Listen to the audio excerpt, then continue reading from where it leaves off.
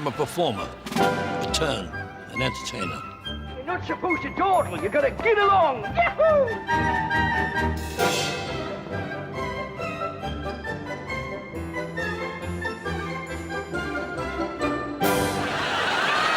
She said, do you know what an erogenous zone is? I said, I know you can't park there after 6 o'clock. She said, have you ever tried an aphrodisiac? I said, I went out with a Norwegian girl once. She said, do you believe in safe sex? I said, I've got a handrail around the bed. I always try to keep one foot on the ground. Look. She said, what about your libido? I said, I'm going to swap it for a Sierra. Ladies and gentlemen, please welcome Ken Dodd. How tickled I am to be here with you tonight. Has anybody seen my show before? Would you mind telling me what to do next, please? Yuletide, ladies and gentlemen, is nearly upon us. Only 12 more shoplifting days for Christmas. Another wonderful day. What's been a wonderful week? I'd have you here all night because I'm stage struck. Can you tell? Huh? I'm stage struck. If you don't laugh at the jokes, I'll follow you home and shout into the letterbox. I will smile.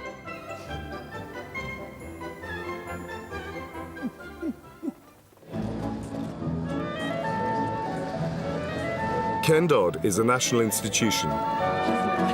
He's been a professional comedian for 53 years. He's had 20 hit records, including Tears, which sold more than 2 million copies.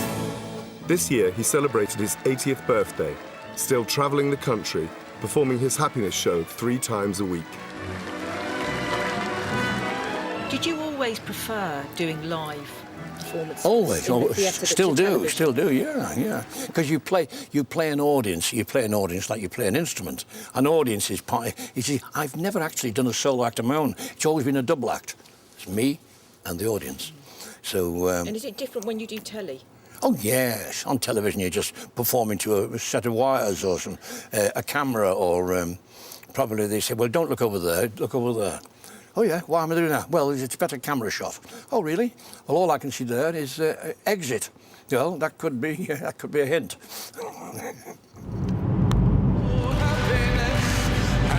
Happiness, the greatest gift that we possess. I thank the Lord that we've been blessed with more than our share of everybody. Happiness, the greatest gift that we possess. I thank the Lord that I've been blessed with more than my share of the happiness. I've got more than our share of happiness.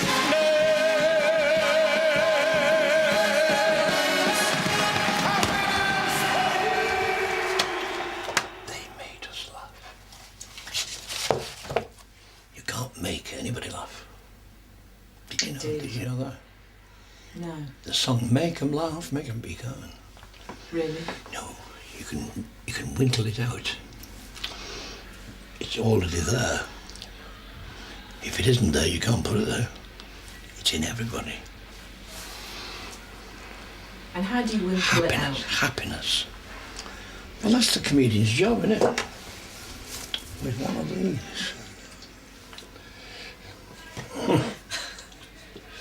Right.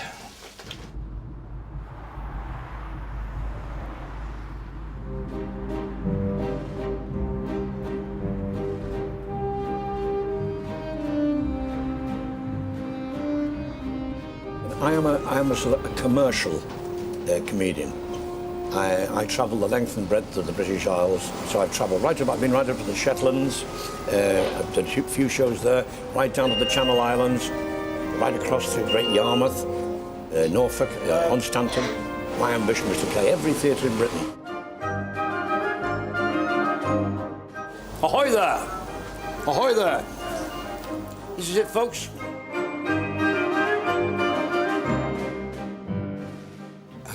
Have you read this? I've been through that one. Does it make you laugh? I've been through them all. Some of them have one good joke. That one's got one very good joke in it. One very good joke. Funny as your jokes, Well, yeah. one really One good in the joke. whole book of Jewish jokes. And it's got one. No, there'll be more than that. It's got one really good joke. You've got that, haven't you? It certainly is. This one looks good. You've got this one, haven't you? Oh, I think I'll take my coat off to this. You've got that one, haven't Oh, good gracious me. you? You haven't got that?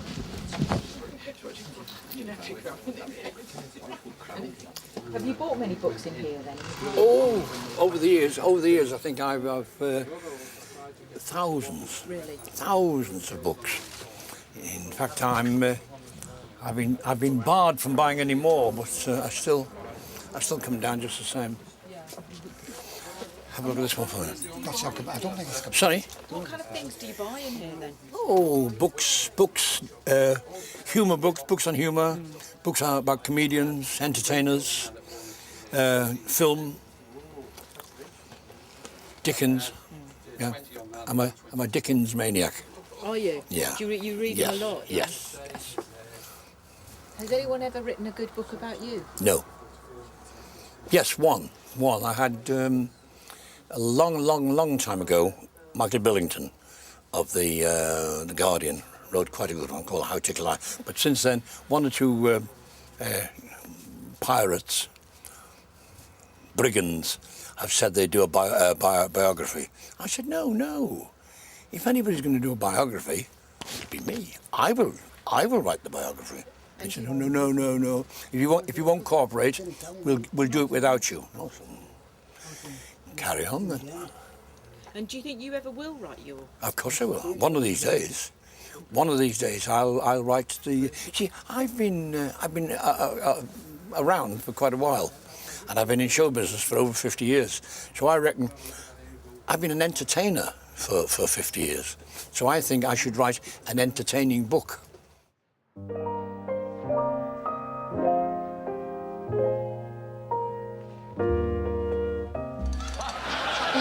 I'd like to say, how tickled I am. Well, I said, how tickled I am. Did you see that? I'll do it again. This lady seemed to like it. Put the binoculars away now, dear. I was born in Liverpool, well, on the outskirts, about 5 miles. Not Yash.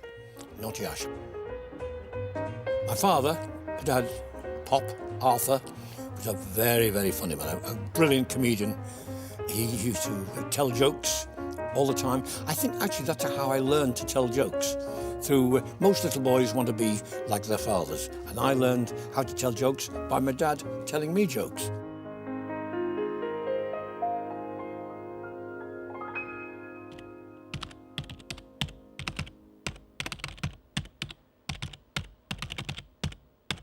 So my father's jokes, I still do, and he got them from his father. Yeah, so I'm still telling jokes, and they always get big laughs. Yeah, what was the joke I say? What's the joke I do there? How many children have you got? 8? Have you really? What a look! Stand up and take a bow. No, sit down and take a rest. 8 children. Yeah. And do you live in a shoe? You must know what to do. 8 children. Well, and what a good job you stitched that hole up in his pajamas. Well, you know what they say? A stitch in time, say. I've been telling that joke for 50 years. More than 50 years. And it still gets a good laugh. Tell us about your childhood, Ken, if you will, and about your family background. You see, a comic has two biographies, 2 life stories. You have the real one, and then you have the one that you get laughs with, the ones you tell the audience. So which one I better tell? I better tell you the real one first. I'm the middle one of 3. There's Billy, my older brother, 2 years older than me, and June, 2 years younger than me. My mother and father, Arthur and Sarah Dodd. My dad was a coal merchant, a coalman, Nossiash, and I had a wonderful childhood. Fantastic. Round Nossiash, the fields. So when I was a little boy, we just went mad. It was wonderful.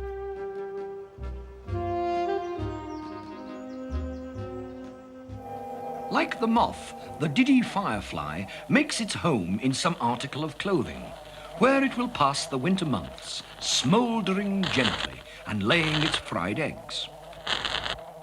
Sometimes the owner of the clothes is unaware of the firefly's presence until it is too late. Oh, help!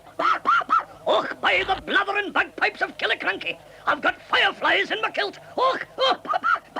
Quick, pop me out. Somebody pop me out. I'll put yous out. Hamish me bucko. Quick, stand over this soda siphon. Right over, that's it, me boy. Oh, man, that's a grand feeling. Oh, I'm not a bit put out about being put out. Oh.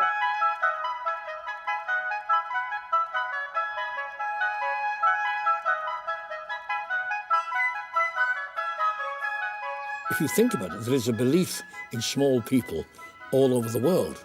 This belief in magical small people, leprechauns, pixies, boggarts, fairies, if you like, talking animals, whimsy. It's the humour of Wind in the Willows, the Muppets, Walt Disney. It's the humour of small people. The mole had been working very hard all morning, spring cleaning his little home. First with brooms, then with dusters, on ladders, steps and chairs, with a brush and a pail of whitewash, till he had dust in his throat and eyes and splashes of whitewash all over his black fur.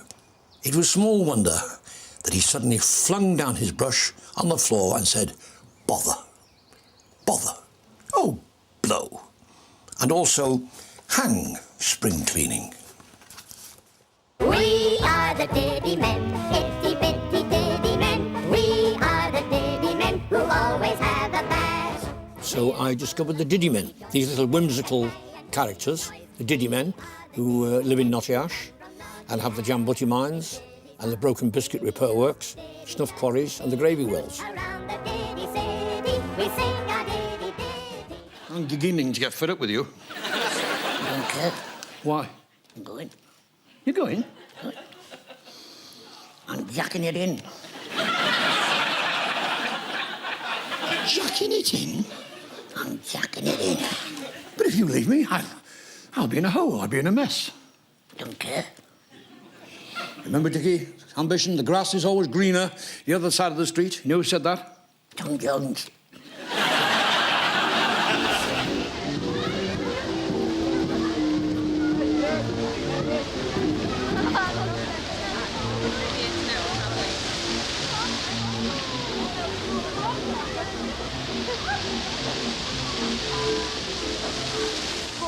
Now, you must have enough now. Thank you. What's your name? Eileen. Eileen. Eileen from Scam. To the left or the right? To the left. Eileen from Scam. There you are, That'll give me Eileen. some happiness. Yeah, well, that's what you need. Thank you. Thank you, Eileen. Thank you, Judy Jones. Call again, anytime. Tatty bye. All right, young man. Thank you, sir. I bet you say that to all the boys. Oh, God. Hello. I don't believe Now, it's your money.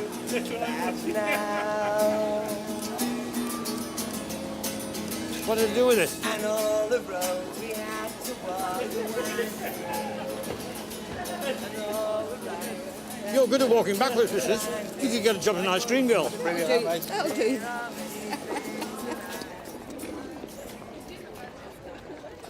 You can do that afterwards if you want to. I'm not saying now. See there, International Library. Oh, yeah. I started thinking about, well, what is a joke?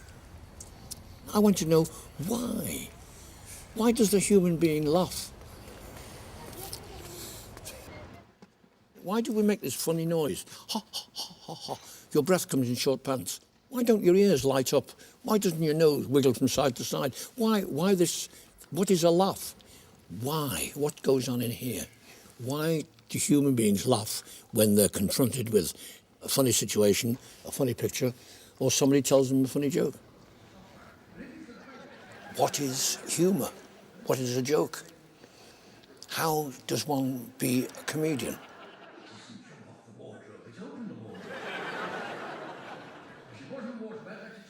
I used to come here every day of the week, months on end, and just sit here and read, look in the index and look up the word laughter, look up the word humour, look up the word comedy, comedians, clowns, circus, music hall, variety, theatre. And I used to sit down there and read and read and read and make notes, of course.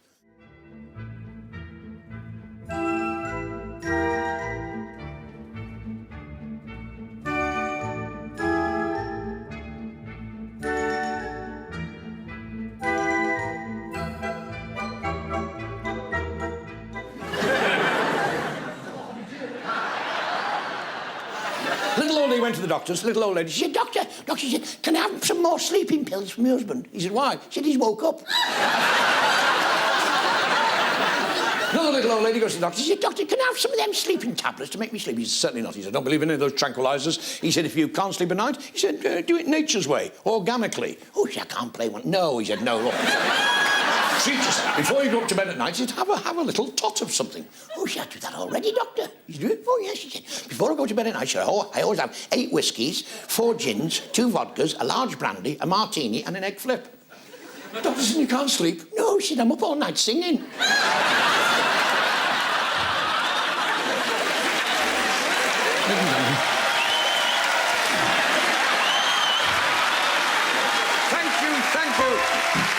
Thank you for being a tatty hilarious and a punchless audience.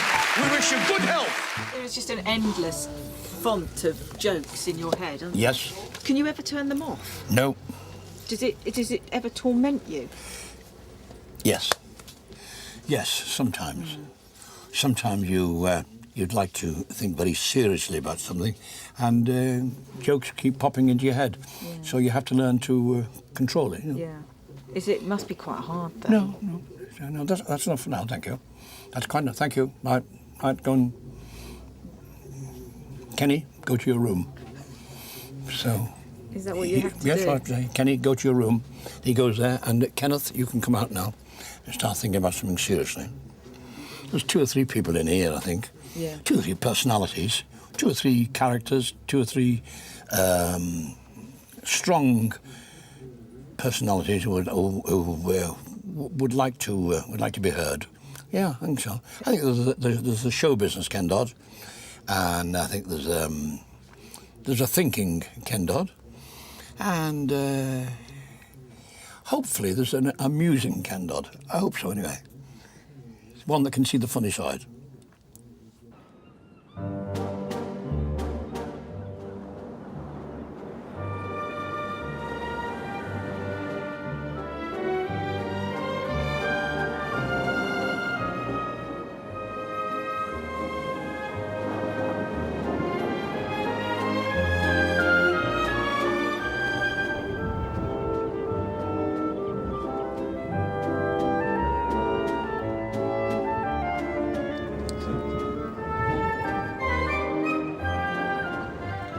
This is the River Mersey. This is the mouth of the River Mersey, and there is my home, the city of Liverpool, city of laughter, city of tears.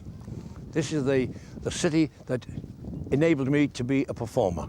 And here we are at the mouth of the Mersey. Just behind me are the Anthony Gormley men. This one here is called Sid. This is Sid. We like that. We like that. We could go now, but I'm going to do one more because I like your movement. We could do... Over there you can see Wales.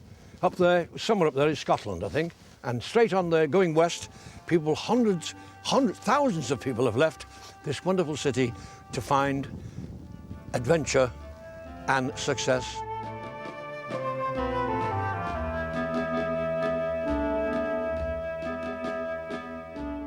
When I was a little boy, I could remember when we had the Dock Road, we had what they call the Dockers Umbrella, which was the overhead railway.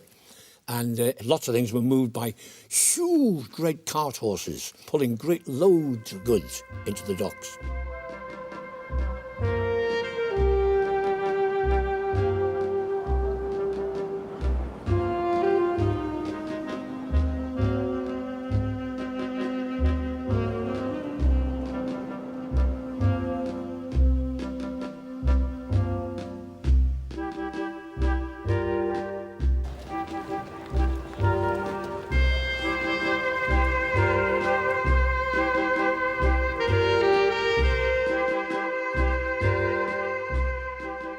In Paris, all the chairs and tables are out on the street. In Liverpool, we call that eviction. But they do take Liverpool. He's like 4 wooden legs making a coffee table. So...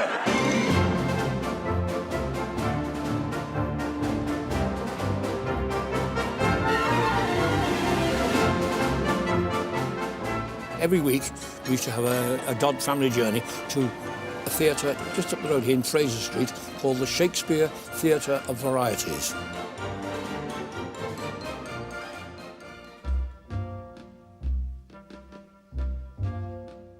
dare say I was very fortunate because I was taken to the variety theatres by my mother and father, and I saw some of the greats just at probably the back end of their careers.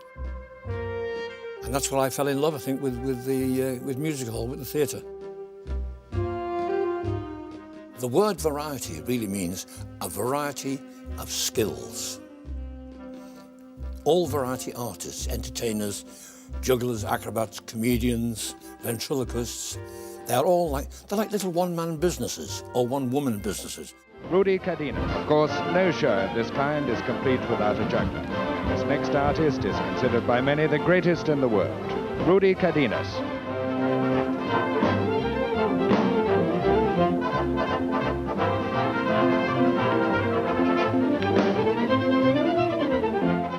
I worked with Rudy Cardenas from Mexico and Rudy Horn from Germany in Blackpool when I was in season with them there. Every day they'd rehearse from 9 in the morning till 5 at night, go home, have the tea, come back and do 2 shows.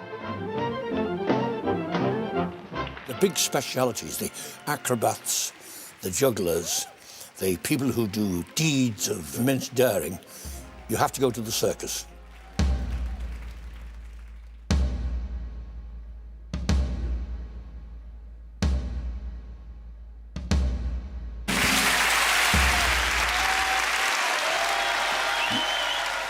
Can you ever imagine ever doing anything different?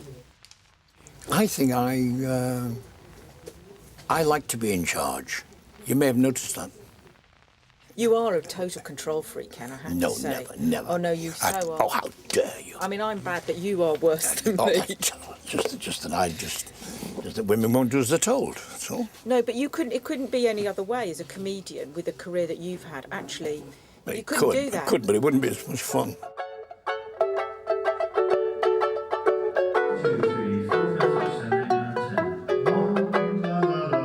I served my apprenticeship round the clubs and after-dinner entertainments, smokers' concerts, boilermakers, hot pots, dockers' soirees. Anywhere where there was an audience, I would go along and I would do either my ventriloquist act or my comedian's act. Was ist das, Chips? Und Wurst! The Wurst, Chips. Where is the meat pie? The cat set it. The tomcat! I will have it exterminated. I will rid the world of tomcats. Under the new regime, the master race will not have tomcats. Where is the Reich pudding? The Reich pudding. The cat ate that too. No Reich pudding. No Reich pudding on Wednesday. No Reich pudding on Thursday. This is the third Reich pudding. What is verboten this week? I have stated in mein book, mein Bumf. You have read mein Bumf? Yeah, from cover to Under the new regime. Young lady, young man, hello, dear. Same dentist. Hello. Young man. Now, he looks comedian to begin with. Thank you. You don't look anywhere near funny enough. You don't look funny. Are you funny? No. Do you feel funny? A bit. Oh, good. A bit. I feel funny all bloody time. Funny, weird. Well, it's really kind of you to come along. You're not all from the same place, of course, you're all... No. But you all... you want to be comedians? Yeah, it's be all right. Yes. Why? Why do you want to be a comedian? Be like you. No. Always a bloody smooth, you know. You mean you want to be famous and make a lot of money? Yeah, I'd be all right. Yeah, well... Need to know. It's a good motivator, believe me. What do you want to be a comedian for? I just think doing a gig ages ago and just seeing somebody like really, really belly laugh, and I just think the feeling that you get from that is you don't get that very often, do you? So I think that's my motivation anyway. Good for you. Yeah.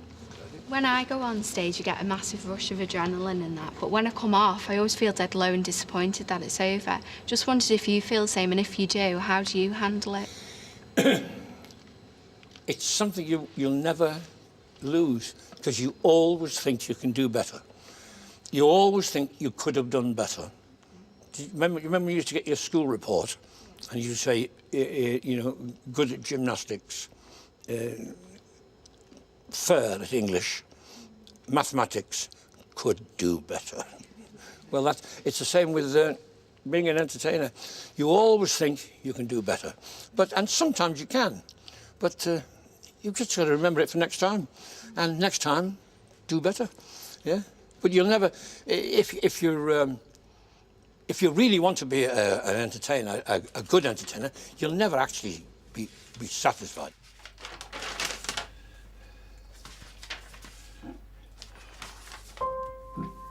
I learned the trade. I practiced on audiences.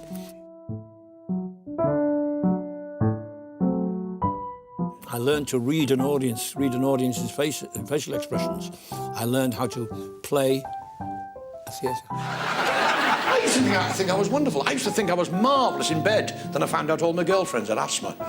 So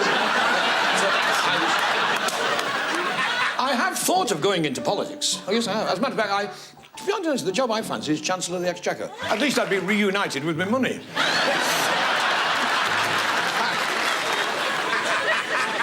But Frank? So, do you still get nervous before you go on? The thing that goes through your mind before you go on is, you say, will I be okay tonight? Will I be able to do a good show? Will I remember the gags? Will I remember the jokes? Will I remember what I'm supposed to be doing? The thing to remember, if you are an entertainer and you're worried about going on, is they really want you to be good. They want to laugh. So really, you shouldn't be nervous, but you are. There's only one cure for stage fright. Keep doing it. Yeah. Keep doing it. Listen to what the muse inside you told you. It told you one day. He said, "You can do it. You can do it. You can do it." So go on and do it. So yeah. Of course you get nervous. You do the rituals, but you think to yourself, "Yeah, go on, have a go."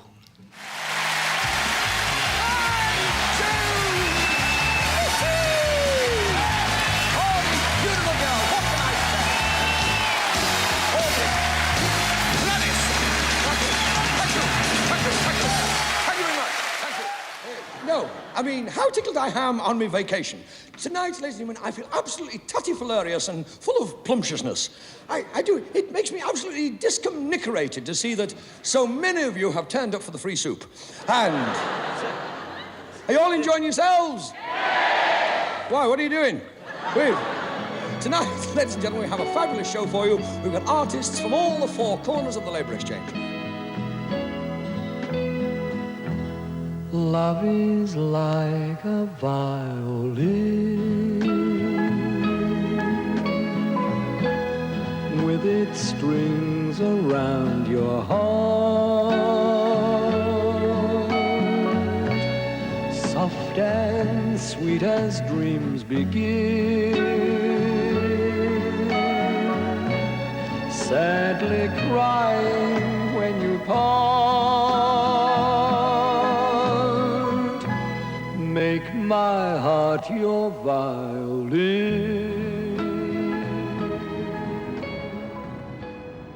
Show business is, you have to be many things. You have to be, the business side of show business is very important. There's the business side of it, there's the power side of it, trying to get to where you want to be. And when you get to where you want to be, then you have to start thinking about how you're going to stay there. And then, ultimately, it comes to the question is, do you want to stay there? See, the whole pattern of show business has changed. At one time, you set your stall out, put your bill up, and you did a season. That is to say, you do anything from 6 weeks to 26 weeks. When we were in Blackpool at one time, we used to go opening at Wit, and go right through to Christmas. Twice nightly, 3 times on a Saturday. The Palladium, I did the longest run ever there, from Easter to Christmas. But now it's all one-nighters. So whereas at one time you could leave your props at the theatre and just go there in the car, now you have to take everything with you. Everything has to go with you. Amplifiers, musical instruments, costumes. You take it all with you. See? So the whole pattern of show business. At one time, that'll be for me. At one time. Ladies and gentlemen, a train is now opposed to Nuneaton. Change here for services to Cambridge, Stansted Airport, and services to Coventry. The Nuneaton is the next station. Call if you are living in Australia, please remember to check all belongings with you. Well, we're not going to any of those places. I'm going to London.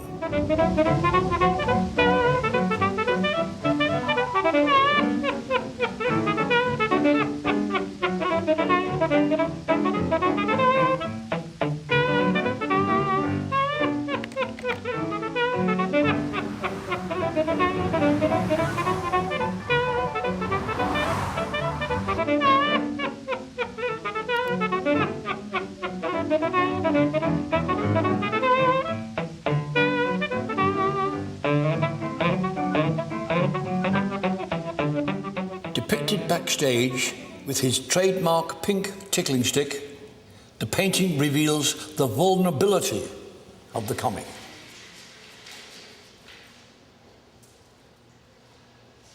I think what he's thinking, he's saying it is sort of to be or not to be, to do or not to do.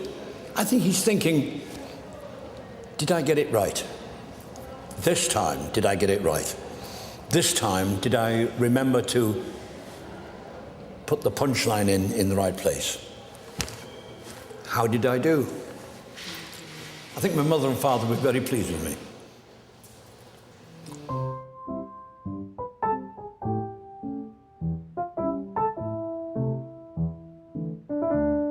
But the streets of London, to be beheld at the very height of their glory, should be seen on a dark, dull, murky winter's night, when there is just enough damp gently stealing down to make the pavement greasy, without cleansing it of any of its impurities, and when the heavy, lazy mist which hangs over every object makes the gas lamps look brighter, and the brilliantly lighted shops more splendid, from the contrast they present to the darkness around. All the people who are at home on such a night as this seem disposed to make themselves as snug and comfortable as possible. And the passengers in the streets have excellent reason to envy the fortunate individuals who are seated by their own fireside. I lived in London, of course, for the years. Couldn't commute back to Knotty Ash, even if I wanted to. I lived in a hotel in Jermyn Street, and then an apartment in Kensington. And this was during don't forget, this was 65, the swinging 60s. So Carnaby Street was at the height of its fame. Everywhere was wonderful, yeah. London was the most exciting place in the world. You met some very interesting people, some very eccentric people, very strange people. I was quite normal compared to them. I met a famous gangster, and the politicians started to come. Harold Wilson came. Bessie Braddock, lots of politicians came to the show. I think they wanted the gags. I think they wanted the jokes. Ladies and gentlemen, please welcome Ken Dodd.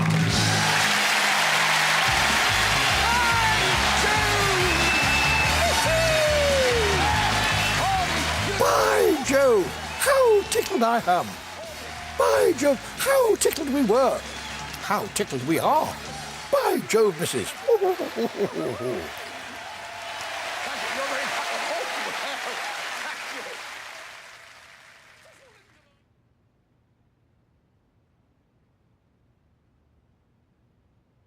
This is where I used to get told off every night.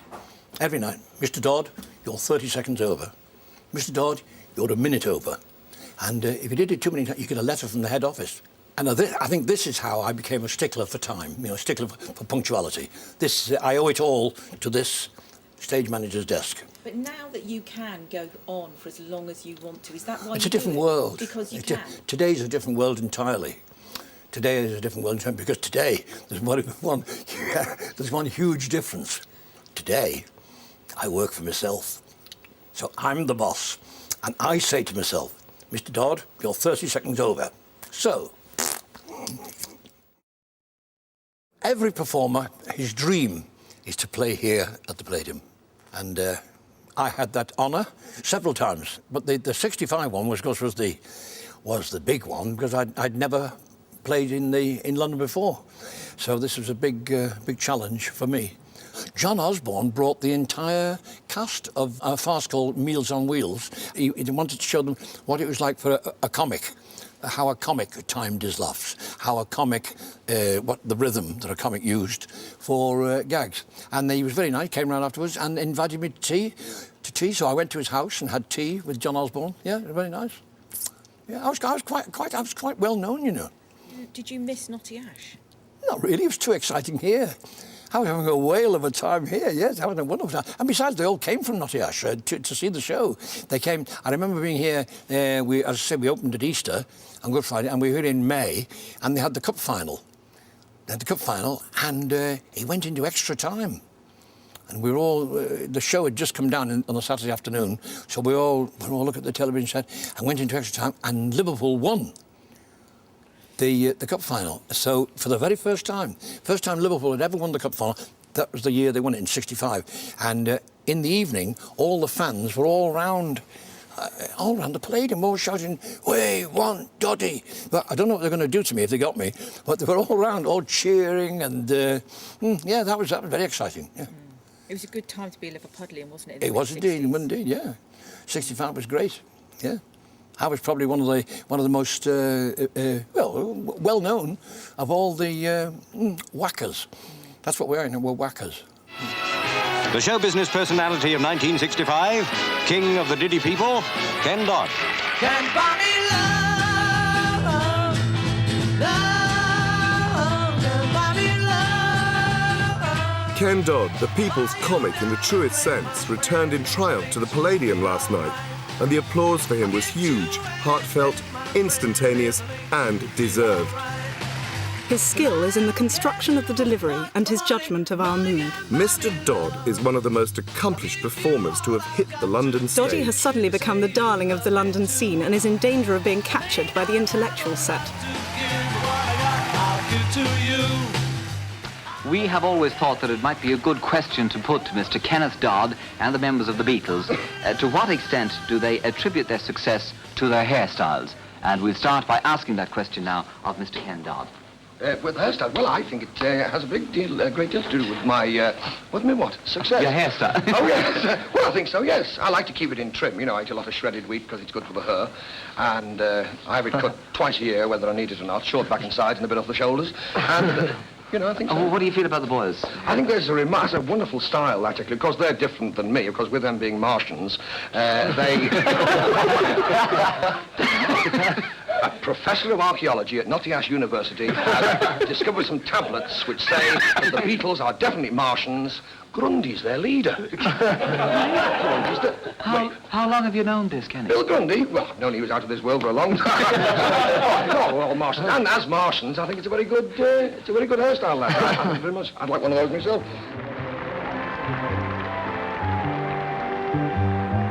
Tears for souvenirs are all you left me. '65 was the season, my West End debut, and everything. Have you ever driven into town and all the lights have been green for you? You know? It was one of those times when everything went just right. In that season, 1965, I recorded Tears for Souvenirs, and it went to #1, and it stayed in the charts for 18 weeks. 18 weeks, wonderful. All the beat groups, the pop groups, they couldn't find things bad enough to say. This was a middle-of-the-road song sung by, and none of the rock and rollers could get in, and I kept them out for 18 weeks, and I got a golden disc. It's gone. It's 2 now. It's on 2 million now.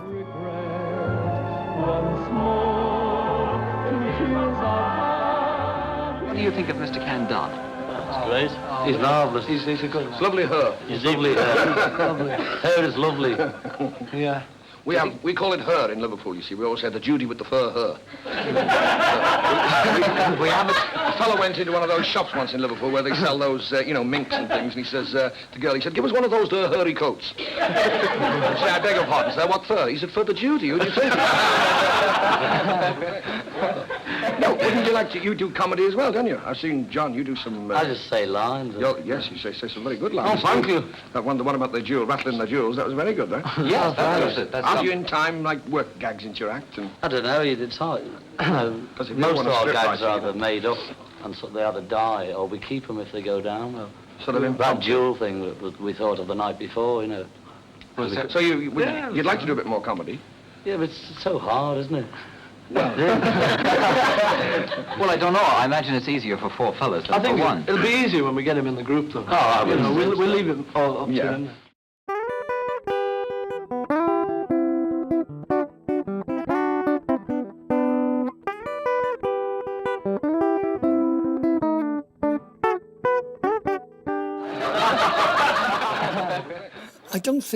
I don't think I was a natural. A reasonable funny face, but I wasn't sort of the schoolboy. I wasn't the class comedian. No.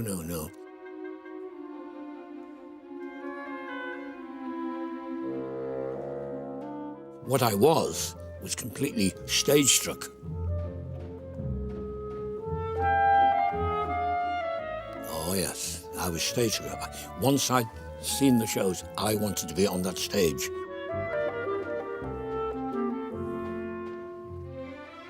And it really didn't matter what it was, whether I was a comedian, ventriloquist, juggler. So, yes, I think I was stage struck.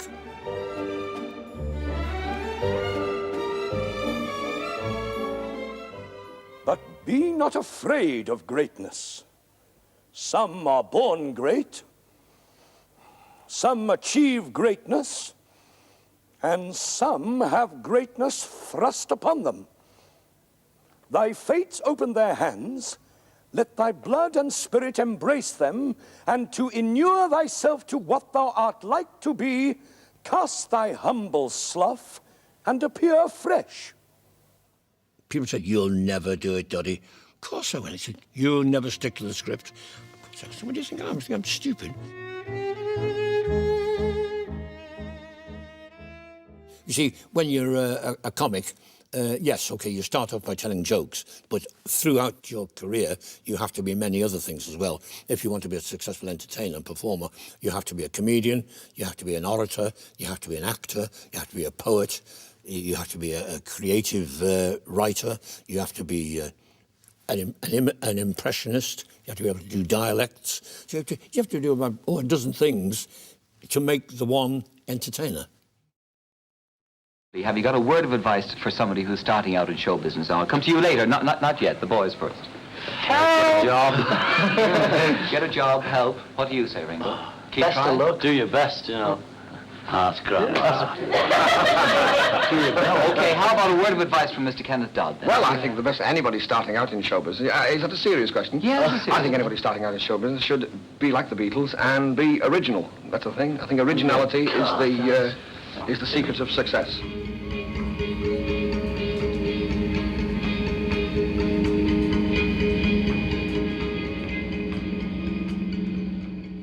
Like, where do you go after you've done a season like you did at the Palladium, in a sense, in terms of, Oh, I think you go up after that. You go to Blackpool. You play the Blackpool Opera House then, which is even bigger than this. This is big. This is very, very big.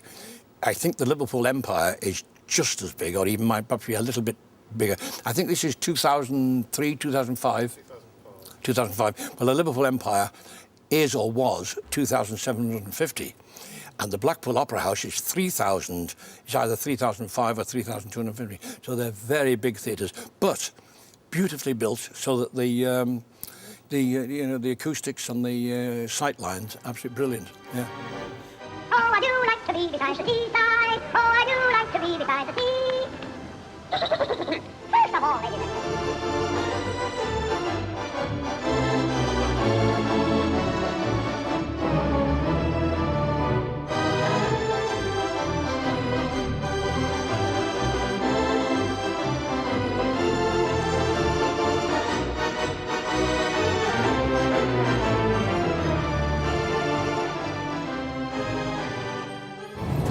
I started in 1954 and I played all the theatres in Britain, and I gradually built up my own clientele. And even now I go back to the same places year after year. I've got like a window cleaning round. I have like a window cleaning round, and I just go along to wherever it is, north, south, east, west, and the people who I've entertained before come back to see me. So I'm very, very fortunate in that. So I don't have to rely on television or radio. I think in the early days, for about the first 20 or 30 years, I used to notch up about, 300, 350 shows a year. Every day, in fact, every day, and sometimes twice daily, sometimes 3 times. But now, I try to do about three or four a week. At one time, trains used to go tiddly-dee, tiddly-da, tiddly-dee, tiddly-doo, tiddly-dee, tiddly-da, tiddly-doo, suck it yourself. But now it just You don't know they're moving, do you, just really? glides, doesn't it? Well, sometimes they're not moving. You know that. And you're Mr. Virgin, are you? I am indeed. Well, can I ask? It's not a complaint. It's just a suggestion. Why can't we have some decent food? Why can't you have bacon butties? And yes. Why can't we have some roast beef sandwiches? Why can't we have stuff like that? Stuff that we know and recognise instead of some things. Right. Things in wraps that smell quite. Well, I'll get a morning train and you'll get your bacon butties. Will you? Yeah. Oh. Yeah. So if you want your bacon butty, you have to get the morning train. It's morning train. It's breakfast, really. Yeah. Well, no, that's it. We do have That's it, because, 2 o'clock in the afternoon, I mean, curry and crisps. Not really your thing. Not very sustaining. No. And you pay for it later on when you're doing your show. Tears for souvenir. Happiness. Oh. How's business?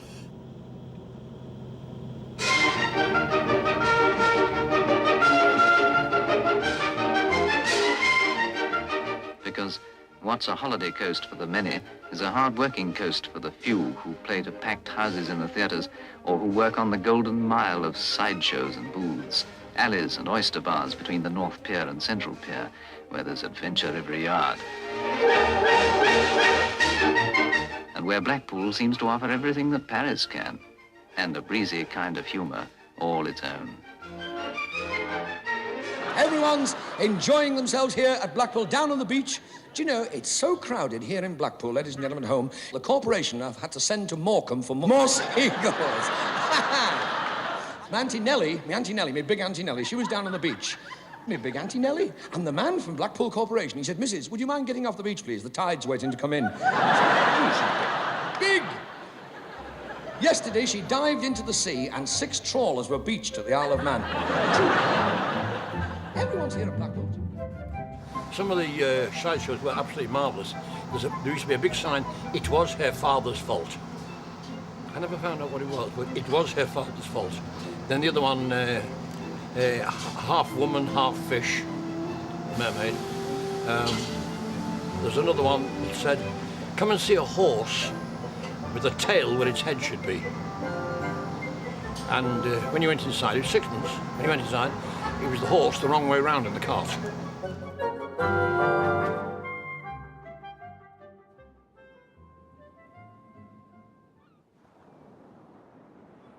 I've been coming here now for years. Every year since 1954, 1955. Every year, at one of the theatres in Blackpool, I've played here every year, and I've played with some really big stars. 1, 2, 3, 4, 5, 6, 7. Oh, what a glorious thing to be, a healthy, grown-up, busy bee, making hay while time is ripe, building up the honeycomb just like tripe. I'd like to be busy bee, being just as busy as a bee can be, flying all around the wild hedgerows, stinging all the cows. I'll cover it like that, you see. And what happens? 2 minute box. No.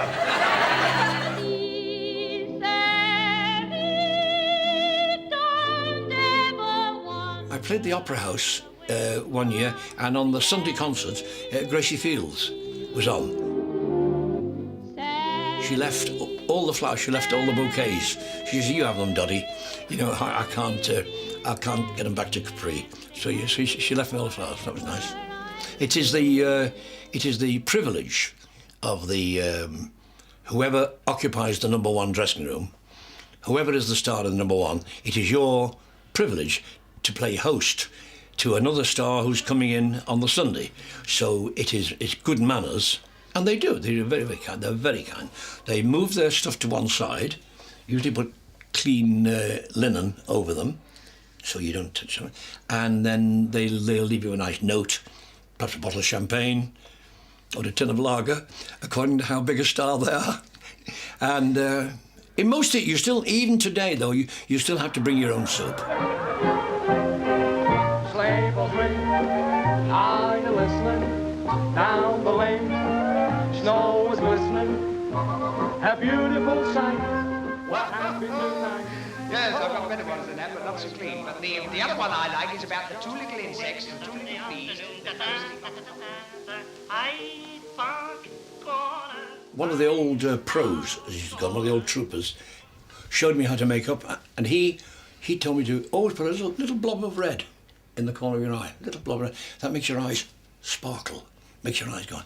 And you give people the idea that here on the stage is a jester, a Merry Andrew, by Jove, Mrs. Ha, and that's what they want to see. They want to see life. They want to see energy. When you go to see a live show is the best show you can possibly go to. Because when you go to a live show, you don't just watch it, you're in it. You take part in it, you are part of the show. And how are you part of the show? What does that mean? Because you interact with the entertainers on the stage. There are two ways of telling a joke, or two ways of entertaining an audience. You can either do a show at them, or with them, and with them is the best way. That's what I try to do a show with the audience, not a lot of audience participation. I don't mean community singing, although we do a bit of that as well. But make them feel that this show is just for you. And so I've got to try and plan what sort of a show I'm going to do tonight, which, how do you remember it? Well, you remember by key words. In these routines, there's a key word which tells me, I'll do the motor car routine. I'll do the honeymoon couple routine. I'll do the illuminations routine. You've got to have good jokes, new jokes. Not necessarily brand new jokes, because there's no such thing as an old joke. Only jokes that people have heard before. In fact, the oldest joke in the world, I'll probably be telling it tonight in different ways. The oldest joke in the world is the joke where the people in one village think that the people in the next village are balmy.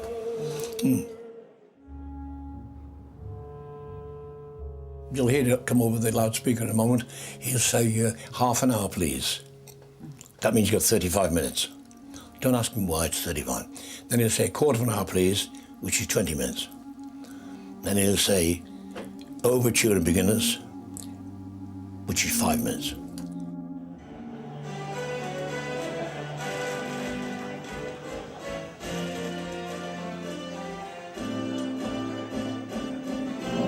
Ladies and gentlemen, please welcome Mr. Ken Dodd.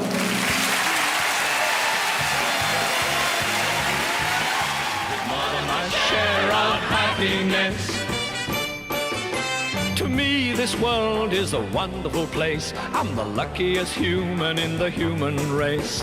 I've got no silver and I've got no gold, but I've got happiness in my soul.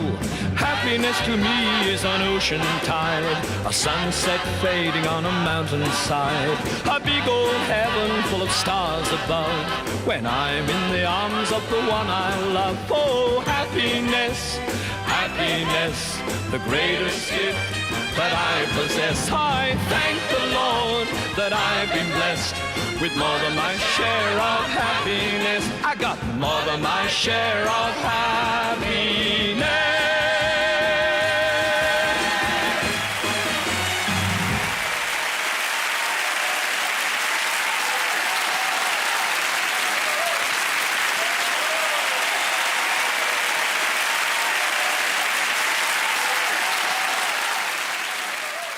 How was the show tonight?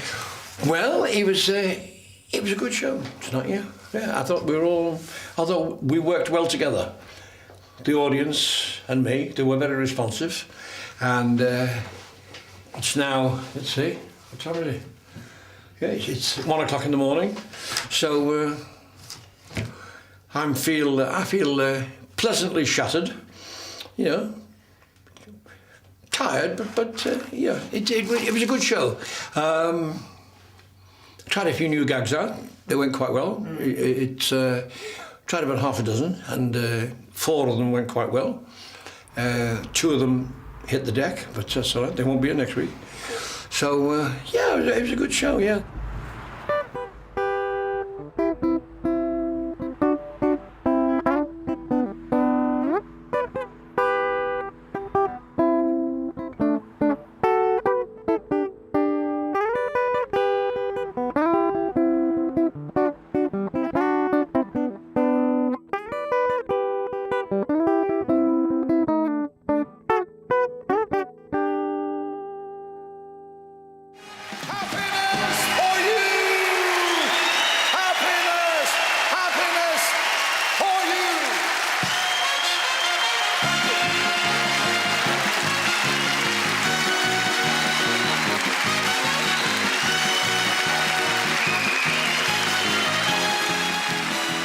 Happiness.